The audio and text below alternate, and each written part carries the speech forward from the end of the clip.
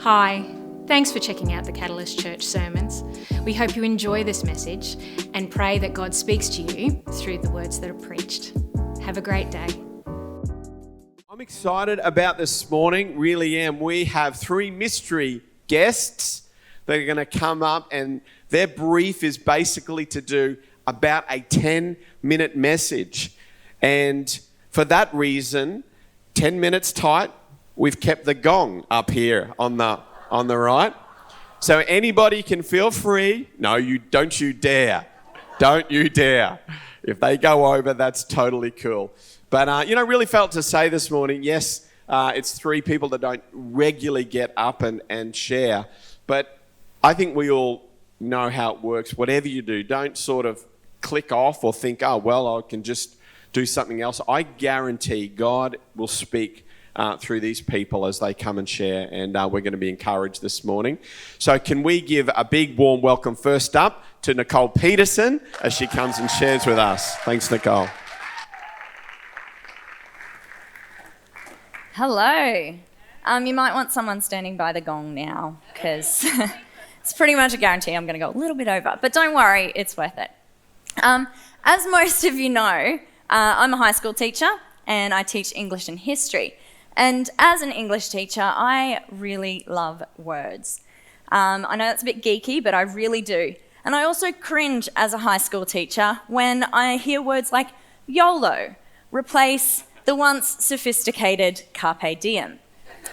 So things like this really kind of frustrate me, but that's okay, because I have discovered that a lot of new meanings are added to the dictionary every year, and I thought, well, I learn new meanings every day at school, some worth knowing, some definitely not. And I thought, well, you know what? I'm just going to see how many of these new meanings actually made it into the dictionary. So I've got a little bit of a quiz for you this morning. You just have to tell your answer to the person sitting next to you. But I'm going to show you three words that have had meanings added to the dictionary this year. And we'll see if you can guess the correct meaning. So the first word is receipts. Now, is the correct meaning A, proof or evidence, B, a writing acknowledging the receiving of goods or money, or C, the act or process of receiving? So tell your neighbour which one is the new added meaning. All right, I'm not giving you much time. So the new meaning is actually proof or evidence. So this means like you might take a screenshot of some text messages between you and your friend to show another friend. That's the receipt, okay? You're showing them proof or evidence of that. Second word, stan. Is it A, a TV or movie streaming platform, B, an extremely or excessively enthusiastic or devoted fan, or C, the shortening of the traditional name Stanley? Which one has been added? Tell your neighbour. Oh, I hear a lot of A. You're wrong. Yeah, it's actually B, an extremely or excessively enthusiastic or devoted fan. So, for example, oh my goodness, I was totally standing for Hanson when I was growing up. That is actually a thing, right? Not a fan of it, but it is. And the last word is bug out bag. Now, bug out bag, is it A, a bag packed with survival supplies in case of an emergency? B, a bag that is such a statement piece that it causes your eyes to bug out? Or C, a bag packed with various supplies to repel insects? Tell your neighbour. I'm hearing a bit of a mixture on this one. It is actually A, a bag packed with survival supplies in case of an emergency. For example, I'm so glad I had my bug out bag ready in case of the zombie apocalypse, right? These are all legitimately added to the Merriam-Webster dictionary this year, okay? So, why do I bring that up? Like, what's the point of that? Well, I find myself often thinking about the meaning of words and how the definition of words can really influence your understanding of the world around you. So, for me, this year, there are a couple of words that were redefined. There are a few words that were redefined, so I thought I might share some of those with you this morning, if that's okay. And the first word is brave. Now, brave, according to the Merriam-Webster dictionary, means having or showing mental or moral strength to face danger, fear, or difficulty, and having or showing courage, or to face or endure with courage. Now, a lot of you may be aware of one of my key challenges this year. 2019 has been a pretty challenging year all round, but somewhere around about here, I think, so it was about here, yep. Somewhere about here in May, I ruptured my Achilles and spent the next 3 months on crutches. Now, that was a pretty significant challenge for me, but alongside that, there was also restructuring in my workplace. I had a very challenging colleague, and I had to get my head around a new job. So that was 2019 for me, but what does that have to do with Brave? Well, Brave was redefined for me this year in keeping going in spite of those difficulties, which is kind of like that definition right there. But Brave also meant having grace for myself and for others. Brave meant admitting when I wasn't okay and when I needed help. Brave meant being raw and authentic with people who were closest to me, when it would have been easier just to put on a facade and go, you know what, I'm all good, it's fine, God's good, we got this. Brave took on a whole new meaning of vulnerability for me this year. And one of the key scriptures that encouraged me through this time was the story of Peter in Matthew chapter 14. Now, you might be familiar with this one. This is where Jesus is walking towards the disciples who are in a boat. Jesus is walking on water. Peter cries out to him and says, Lord, if it is you, tell me to come walking to you on the water. Come to you walking on the water. The order is important. So Peter yells out and Jesus says, yeah, sure, come. But I want you to just picture this, okay? Like, you might be so familiar with this account in the Bible that you're like, yeah, that happens, easy. Picture it, right? Storm is raging. There is wind blowing a gale. The waves are crashing against the boat. And Peter hoists himself up onto the edge of the boat, throws his legs over, probably a lot more classy than that, throws his legs over and drops. Now, there are 11 other disciples still on the boat, and they're like just watching this guy, eyes fixed on him, going, he just went overboard in the middle of a storm. And Peter lands solid ground beneath him on top of the wild waves. Now, that's all pretty cool, and that account, there's so much that we can take from that. But something that really struck me was Peter wasn't chasing the miracle. Peter didn't say to God, oh, hey, if it is you, Jesus, let me walk on the water. No. He says, if it is you, let me come to you walking on the water. You see, Peter was chasing the God of miracles and not just the miracle himself. And that really challenged me. It challenged me to be brave and go, you know what? I want to chase after the God who calms the storm and the seas of my life. I don't just want the storms and seas calmed. And so brave redefined for me this year is grit to keep going and grace to trust in God and hold on to him even when the wind and the waves are raging. The second word that took on a new meaning for me this year was good. Pretty simple.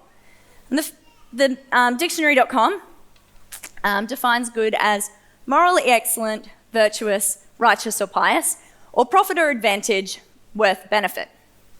So this year, with its challenges, had me wrestling with the verse Romans 8:28.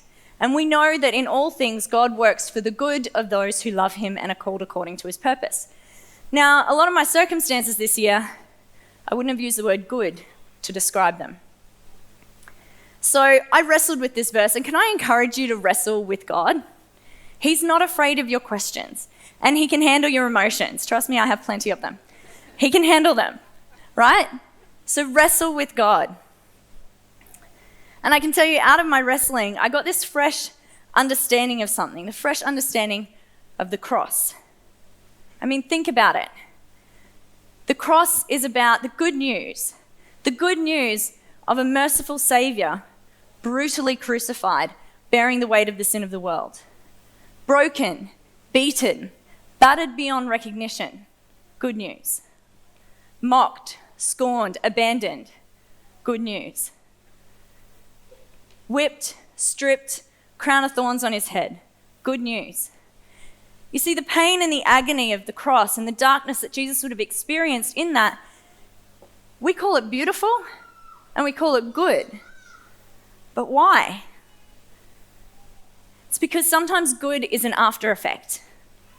Sometimes good is what takes place after. And if we read the story of the cross and we read about Jesus' resurrection, that is the good news. The good news is that he rose again. And because of that, we can spend eternity with him, in relationship with him, and experience his peace here on earth. So, my wrestling with this verse led me to a pretty simple conclusion. If it's not good yet, God's not done yet. So, my redefinition of good is this: an after effect, working to my advantage or benefit in the scheme of God's good plan. Now, the final word that took on a new meaning for me this year was hope. Merriam-Webster Dictionary says hope is to cherish a desire with anticipation, to want something to happen or be true, or desire accompanied by expectation or belief in fulfillment. Now, hope is a word that I've often pondered over many years. I think about the fact that we hope for rain, but it doesn't come, and so we're a bit disappointed, or we hope for that job promotion, and again, disappointment might creep in. But this year I read a book by Lisa Turkhurst called It's Not Supposed to Be This Way. Brilliant book. And in it, she talks about this thing called the messy middle, which is life. The middle between the perfection of Eden and the perfection of heaven. And it kind of got me thinking, my hope is always at risk of disappointment if it's placed in anything other than God and his promises. Always. Hebrews 6:19 says, "And we have this hope as an anchor for our souls, firm and secure." What is this hope? It is the hope that if we confess with our mouth that Jesus is Lord and believe in our heart that God raised him again, that we will be saved. And he's true to that every time. But I didn't come about this realization easily, as you would imagine. There is a woman in the Bible whose story seems to follow me. I have heard this story millions of times over the years. Okay, maybe not millions, but a lot. Feels like millions. And just everywhere I go, she seems to pop up. And you can read about her in 2 Kings chapter 4. She's known simply as the Shunammite woman. Now, all you need to know about her right now is that she wanted a child, she had a child, and the promised child died. That's all you need to know right now. So, if you'll allow me, I want to share some of my wrestlings with this passage. When I see the Shunammite woman holding her dead son, her dead promise, now for us that might be that job promotion, that child, that healing, that relationship, whatever it might be. When I see the Shunammite woman holding her dead son, her dead promise, I get it. Hopelessness starts to creep in and it begins to take hold, and I have two options. I can either get bitter, get angry, and begin to trust God, or I can run. Now, I can run to God, the promise giver, the dream creator, the designer of this heart. I can run to him. And as I read on in this account of the Shunammite woman, that's exactly what she does. She runs to the prophet, and the prophet comes back with her and heals her son, and the promise is received and returned. And it's at this point that I notice something. Did you notice that there's a point in this story where her hope, her answer to prayer, her dream is gone? And she doesn't try to conjure it up on her own. She doesn't go, you know what, if I just pray harder, if I just work harder, then it'll return. No. She turns around and she runs straight to the one who can breathe life back into it again. And it's at this point that my fragile, daring hope takes a little breath and hangs in a little longer. You see, my hope is found on nothing less than Jesus Christ, my righteousness. He is the promise giver, and he is always true to that, even when it doesn't look quite like what I had pictured. This is the only place that my hope is firm and secure. So hope redefined, a sometimes fragile but daring grip on the goodness of God and the faithfulness of God. So my 2019 wrapped, God is good, so be brave and keep daring to hope. Thank you.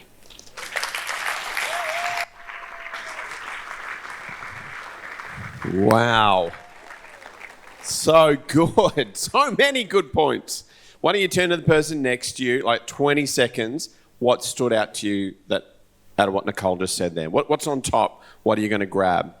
So 20 seconds, turn to the person next to you. What are you going to grab for you 2020?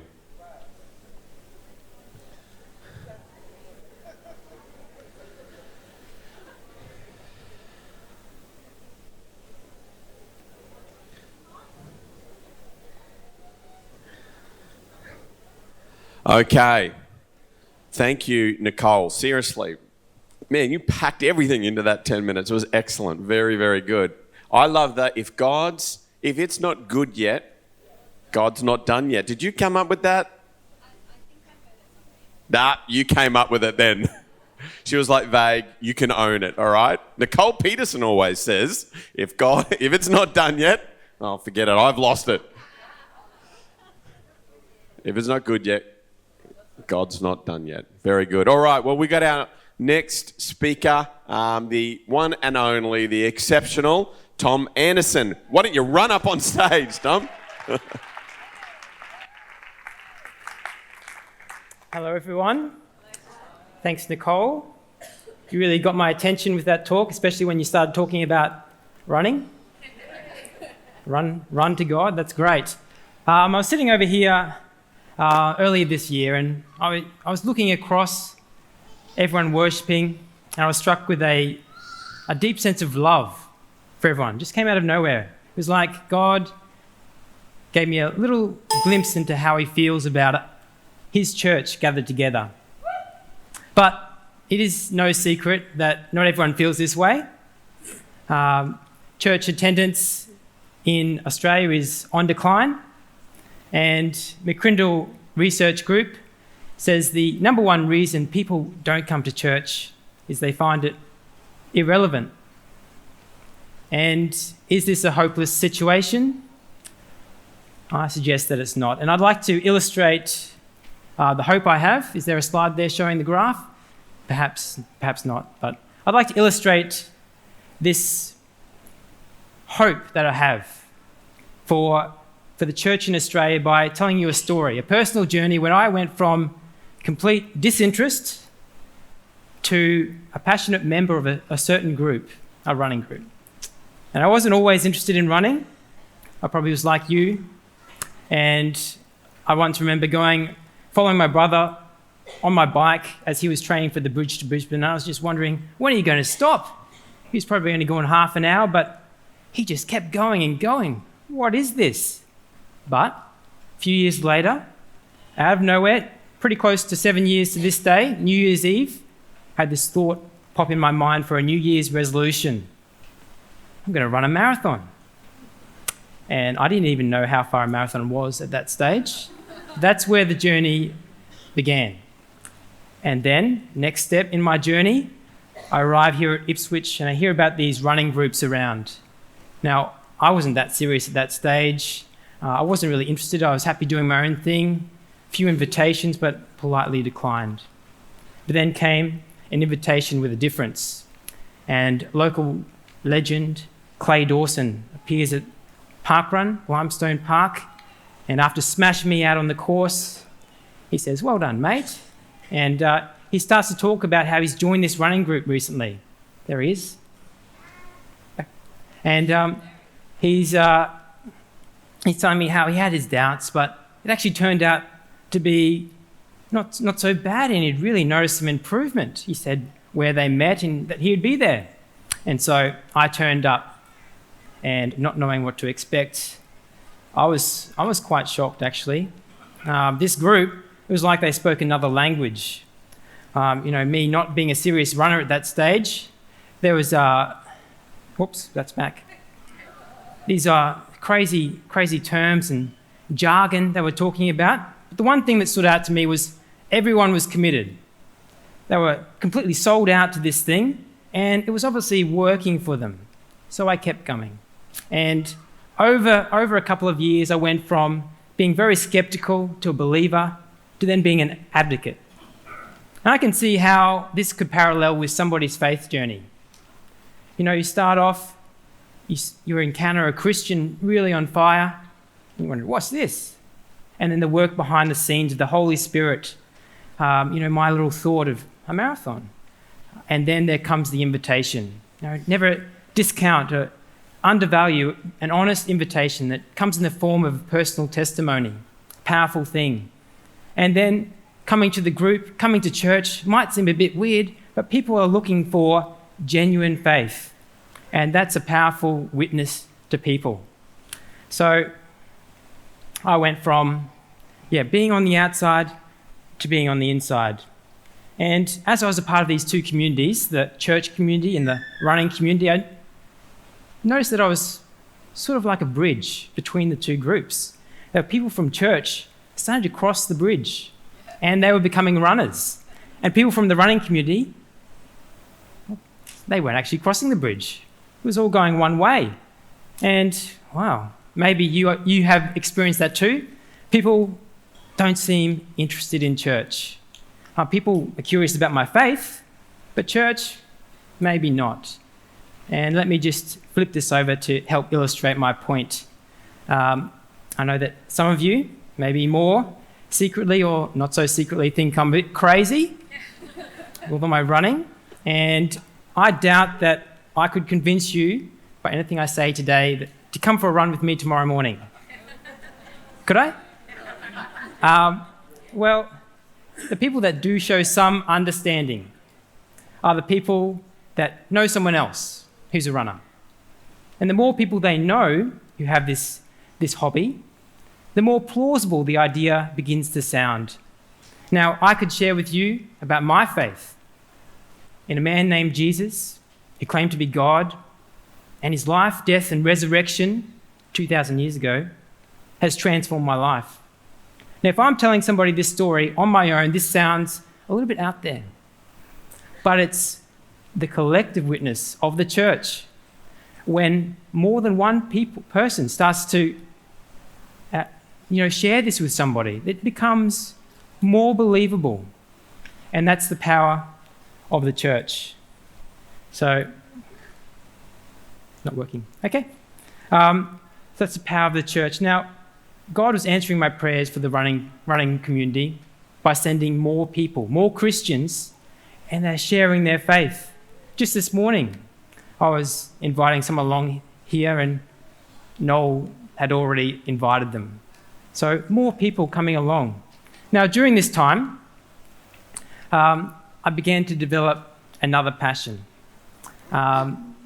Church planning. Out of nowhere again, didn't know where it came from, but I was reading books and listening to podcasts, and my experiences here at Catalyst shaped this a lot as well.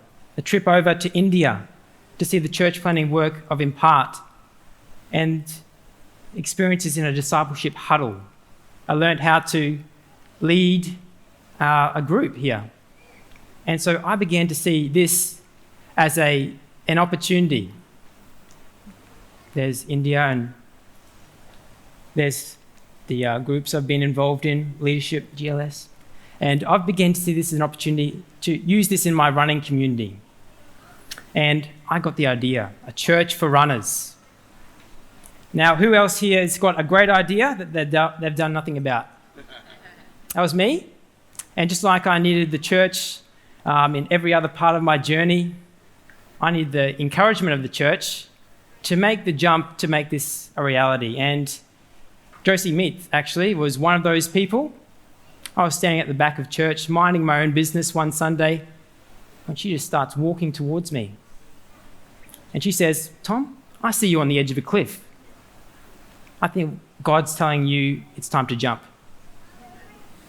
And I was linking this to what I'd been thinking about. I wasn't ready, I wasn't qualified, and I was too busy, but how could I argue? And so Finish Line Church was born. And we're now 2 months in, to a gathering that meets at Parkrun in the existing running community, and we go for the run, and then we have a chat with people, we hand out ice blocks, and then we meet, discuss the Bible, ask questions, pray together. And it's really been a team effort. We've got other people at this church, Noel and Nat, Mel, Beck, and others who are less formally involved, but together we're the collective witness of the power of God to this community. And it's like 1 Corinthians 9 says, we're finding common ground with these people, showing them how the church relates in their context. Now, I wish I could say it's all been smooth sailing, but like anything God calls us to, it hasn't gone the way as expected. It's been messy. At least once I've sat there thinking, what am I doing here? Just sitting there alone. No one's coming over. But the encouragement of others has certainly helped, and the prayers of others particularly has helped me keep going. And it's been a journey. Just like I didn't intend to be a runner, I didn't intend to join this running group, I certainly didn't plan on planning a church of any kind. But God's been faithful. He's led me through this step by step, and He knows what my strengths and weaknesses are. And I've just had to take the step of faith one at a time. And I've learned through this journey that the church, it works because it's people coming together with their different stories and different interests, different gifts, and together we get a greater picture of what God is like and what He's up to. And when we do this in public, it gives everyone else a picture of who God is as well. So God's used me, my crazy interest, to make faith in God seem a little bit less crazy to the running community. That's my story, and I hope it's been some encouragement to you. And maybe you're part of a community. Let me encourage you, see yourself as a bridge. And if people don't seem to be walking across to church, maybe we need to take the initiative. Because as we gather together in a visible way, people will begin to see the church is relevant. And I trust that people will see Jesus and the good news about Jesus as the answer they've been looking for.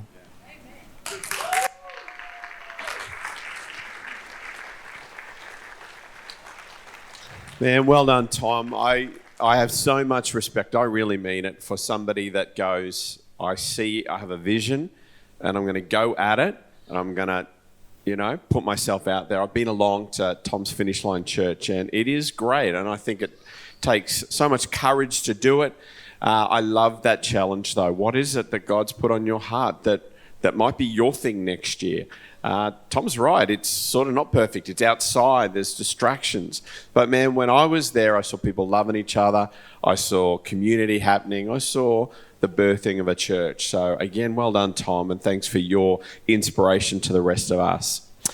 Okay, well, we're doing exceptionally well. We have our final speaker this morning, which is Loren Williamson. Can you put your hands together for Loren as she comes and shares with us? Hello. This year for me has been a year of very big transition, and across the whole year I feel that God has continuously brought me back to this point. All of me for all of you. At the start of the year I decided to take 3 weeks off work before I headed into my final prac for uni. And while I took my time off, I went up to the sunny coast by myself. I went to Underwater World and saw some sharks, which are one of my favourite animals, so it was great. I went to a bird park and met some very cool birds. That was also fun. But my whole trip wasn't just adventure. I went away and I intentionally sat down with God and went, here's all the things I have done in the last few years. Here's all the things I want to do in the coming years. What do you want me to do? While I was away at the coast, I caught up with a friend who's a local and we went out for coffee. And while we were out for coffee, she invited me to a gig the following night. She said, it's a small band from Melbourne who've just written a new worship album, and they're just kind of touring it around. And the gig she invited me to was in a paddock in the middle of nowhere out the back of Bly, which is like hinterland-ish sunny coast. And I only knew her, I'd never heard of the band. So at the time I did one of those, oh yeah, maybe, and did not really intend to go. Then I went back to my unit and I sat down and I went, well, I might as well listen to them, because if I like them, maybe I could go. So I sit down and I begin to listen to this band. And the first song that plays just starts with a repetition of a phrase, I want to sit at your feet. And as I'm listening to this phrase, I began to build a foundation with God for my year. I want to sit at your feet. In Psalm 84:10, it says, a single day in your courts is greater than 1,000 anywhere else. I would rather be a gatekeeper in the house of my God than spend a single day, live a life in the a good life in the homes of the wicked. And I think this is really that principle of, I want to sit at your feet, I want to be all in. It's God, if a day with you is the greatest thing I can encounter, I just want one. And as I sat with this verse and sat with the song, I decided to go to the gig. It was great. Here's a grainy picture of the paddock setup run by generators. And it was this paddock full of predominantly young adults who just wanted to encounter Jesus. And I stepped away from this feeling completely on fire and refilled and refreshed and wanting to know what God had for me in the year to come. And then when I came back home, I decided to dig in. You know, I've had this encounter, I've had this, I guess, understanding of God that I just want to be with you, but what does that actually mean in the day-to-day? So I came back home and I decided to dig into resources and to read things and turn up at things so that I could continue to grow. One of the resources I read was a book by KATHRYN. And KATHRYN was a great revivalist in the early 1900s, and she saw people come to Jesus and experience great healings. And she says in her book, this is Victory in Jesus. And the fact still remains that you cannot give to someone else more than you have experienced yourself. If only you can catch the glory of the truth that I'm trying to give to you regarding the victorious life, then you will possess a measure of God's grace that will revolutionize and change your entire spiritual life. And I thought about it, and the reality is, if my heart is genuinely to do what God wants for me and what God has for me, why would I not be all in? Why would I not want to see my entire spiritual life change so that I can reach the lost? You know, and part of the transition this year is that I finished a degree that should have been 4 years that I managed to turn into 7.5, but I got it done. I finished this year and I became a qualified social worker. And it's something I've had a heart for a long time, but stepping into it as a professional is so different from doing it in a volunteer sense or just having a heart. And around the middle of the year, which was right when I was transitioning out of uni and into that actual professional space, I went to a conference. And while I was at this conference, there was an opportunity to come down to the front and to, I guess, pray a big, scary prayer to say, God, in this thing in my life, I'm in. In this thing in my life, I give you permission for this. And the prayer I prayed, I've regretted every day since. Not really, but it's a hard one. And I walked down the front and I stood with God and I thought about the young people that I am now working with. Young people predominantly who are homeless or at risk of, who are as young as 16 and have been couch surfing for 3 or 4 years, who as far as they are aware, they have no hope, no future and no love. And I cried out to God and I went, God, I give you permission to break my heart for these young people every single day.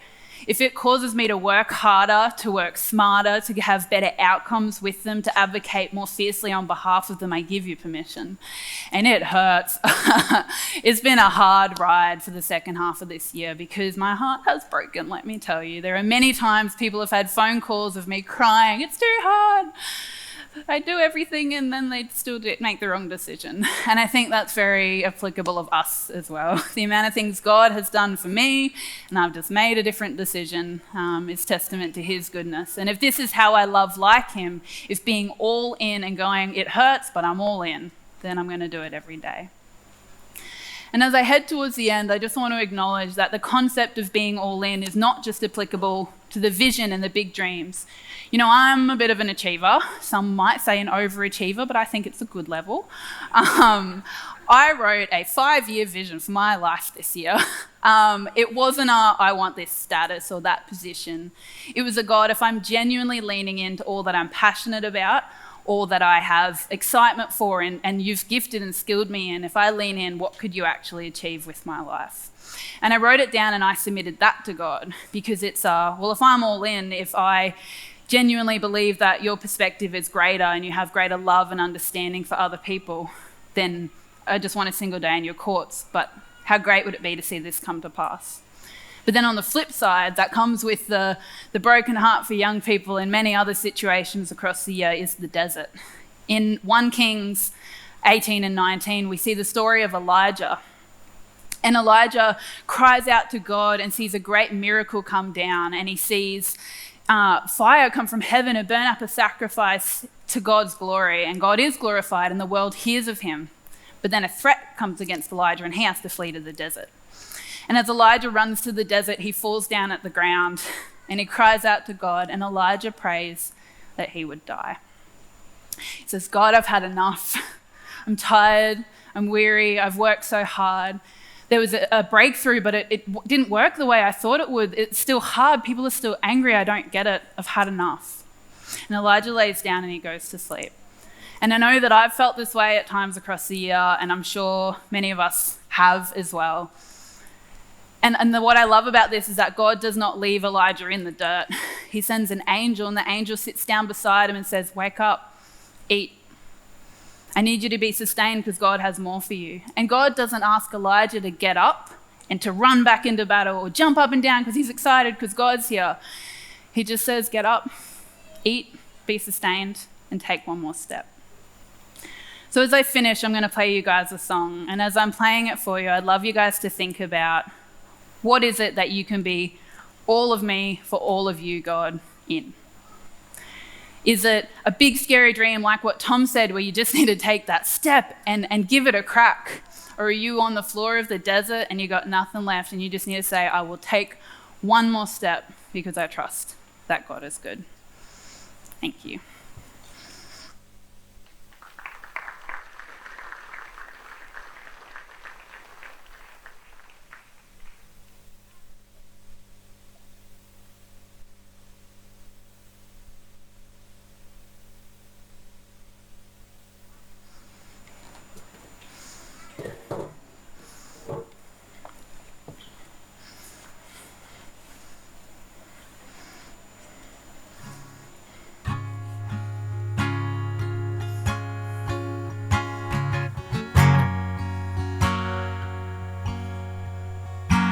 They tell me I stand in a watery grave,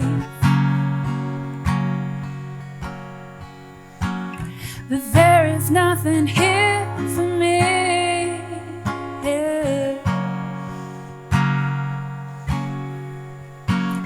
And I understand their fear of the unknown, that I could be missing a world of opportunity.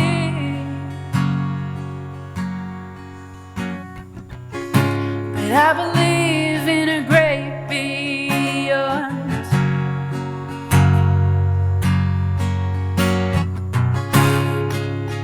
There is more that I can't see.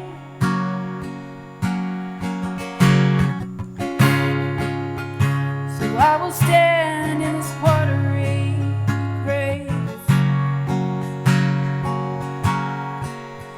It is not the end, this is where I begin. And I sing hallelujah.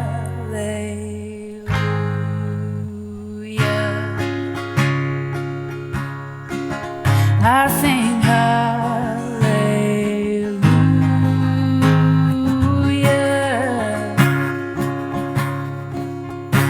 For everything I take down with me, I leave it there. And everything I come back up with, oh, it's all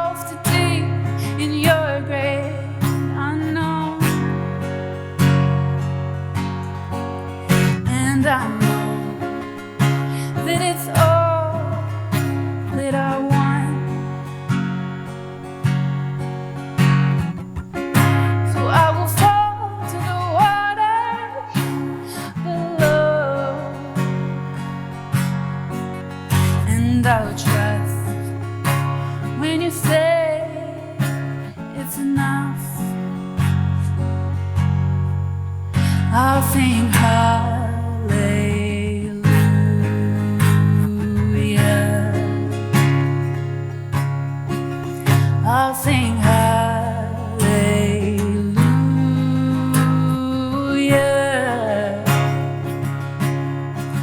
And I'll sing hallelujah.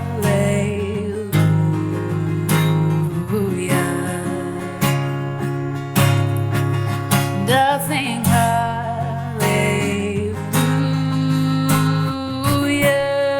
Yeah. For everything I take down with me, I leave it there. And everything I come back up with, oh, it's all of me for all of you. Oh, it's all